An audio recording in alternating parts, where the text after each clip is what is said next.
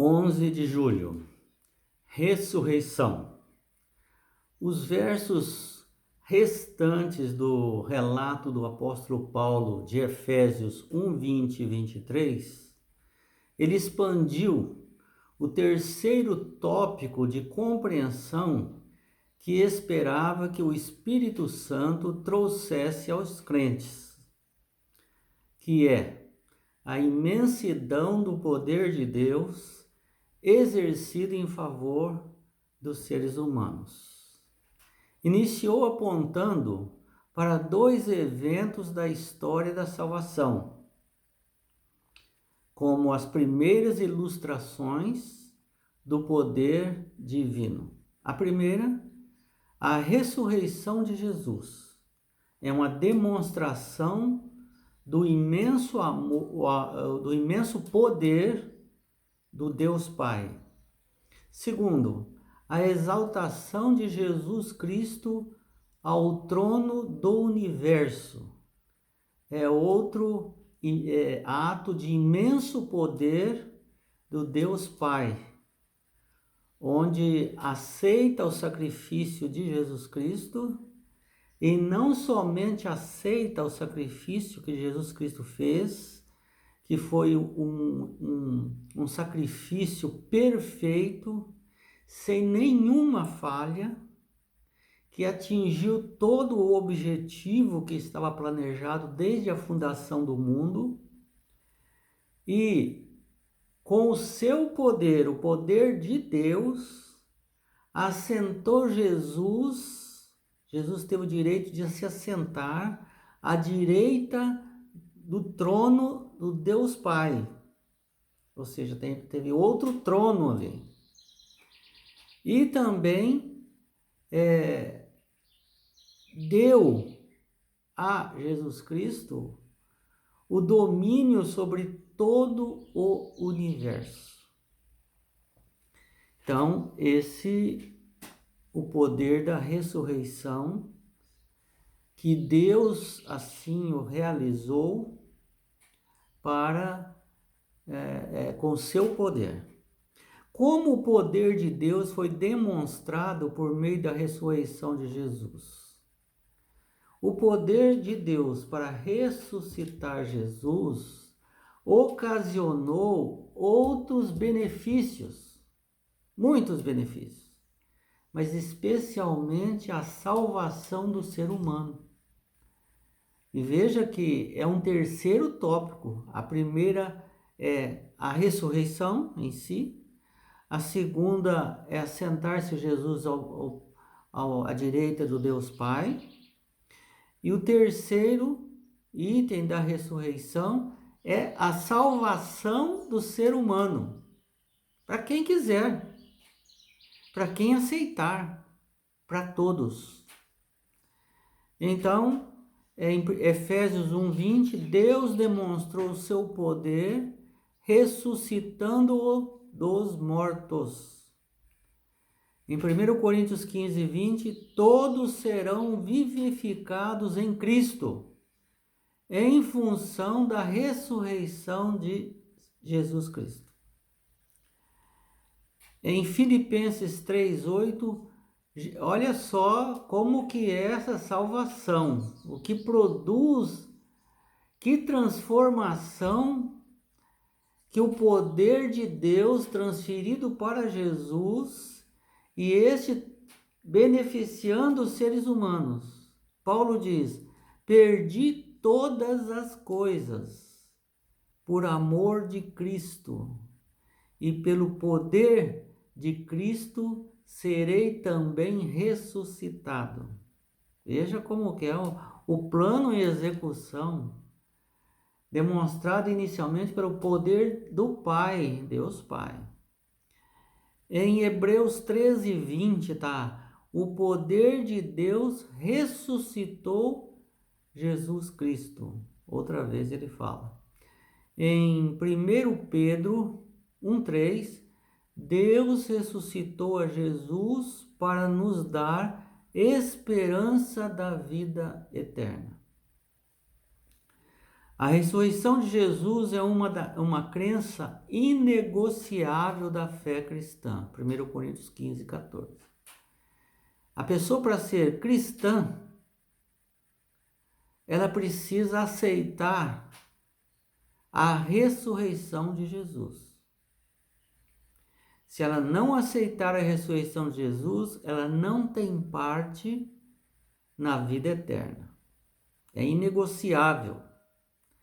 Porque Cristo ressuscitou, os crentes fiéis aguardam a grande e futura ressurreição deles para a vida eterna no momento do retorno da segunda vinda de Jesus Cristo, em 1 Coríntios 15, 20. Porque Cristo ressuscitou, podemos contar com as bênçãos do Evangelho, que é a boa notícia, incluindo a presença do Espírito Santo em nossa vida. Porque veja, Jesus não ressuscitou e sentou à direita do Deus Pai e ficou ali, estático. Não. Existe toda uma movimentação. Inclusive essa guerra entre o bem e o mal, Cristo participa ativamente dentro da sua função da salvação. Agora, existe também a função do Espírito Santo, e que o Deus Pai e Deus Jesus Cristo, ele participa por meio do Espírito Santo. A imagem de Deus fazendo Cristo sentar-se à sua direita, em Efésios 1:20, foi extraída do Salmo 110, 1. A passagem do Antigo Testamento mais citada no Novo Testamento, direta ou indiretamente. A exaltação de Cristo é bastante destacada em Efésios. Os crentes estão assentados em Cristo nas regiões celestiais, Efésios 2:20. Ou seja, se Cristo se assentou à direita do Pai pelo poder do Pai, pela concessão e aceitação que o Pai teve pelo sacrifício de Jesus, isso está ligado a nós que aceitamos a ressurreição, a morte e a ressurreição de Jesus. Então, indiretamente, nós também estamos assentados à direita do Deus Pai, junto com Jesus Cristo no seu trono. Isso que Paulo queria fazer os efésios entender, que eles são vitoriosos, que eles têm importância para Jesus Cristo. Além disso, Paulo se referiu à ascensão de Jesus como um prelúdio para a sua vida, para a obra de Jesus Cristo, de encher todas as coisas e conceder dons à sua igreja. Efésios 4:8. Jesus veio completar todo o plano de salvação. Ele veio para encher todas as coisas esvaziadas pelo pecado. Ele veio liderar com a liderança absoluta todo o universo. E ele então concede os dons para a sua esposa, para a sua igreja. Só que ele concede os dons através do Espírito Santo, porque esta é uma obra específica do Espírito Santo.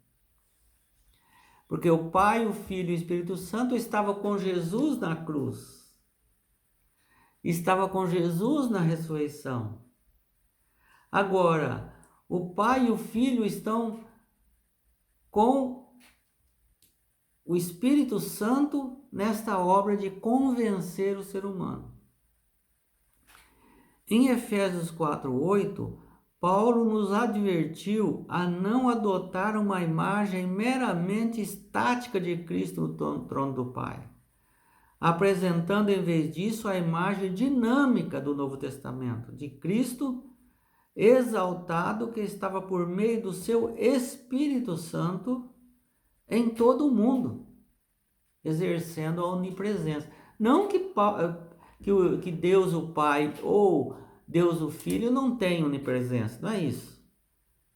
Mas eles respeitam a função do Espírito Santo. E através do Espírito Santo, eles também estão de uma maneira onipresente em todos os lugares.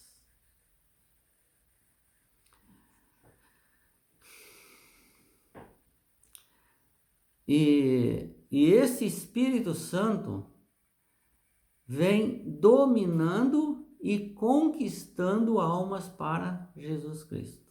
Dominando Satanás e conquistando almas para Jesus Cristo. Tirando das mãos de Satanás aqueles que desejam ter uma salvação. Assim, Paulo retratou a exaltação, a coroação de Cristo, não apenas como uma ilustração do poder divino oferecido aos crentes, mas como uma fonte desse poder. Esse mesmo poder que ressuscitou Jesus, ele está à nossa disposição através de Jesus e do Espírito Santo.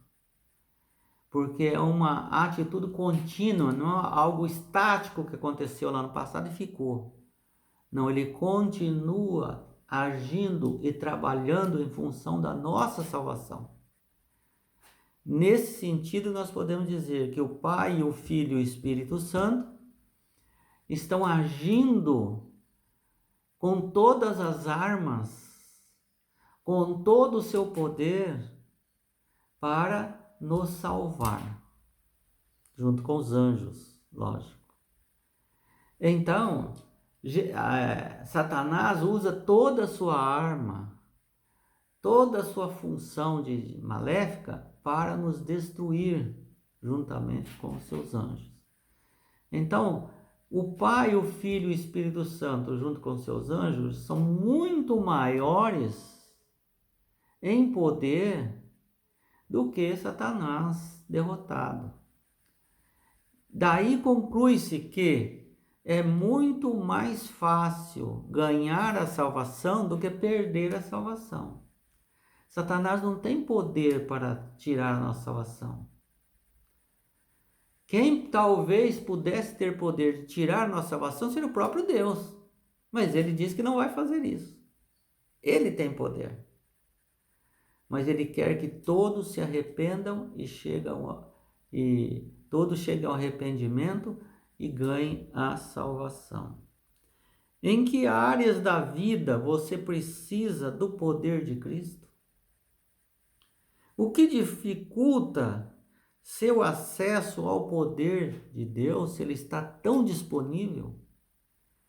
Mas diz que o pecado, aquele pecado consciente, faz separação, um muro de separação entre nós e Deus.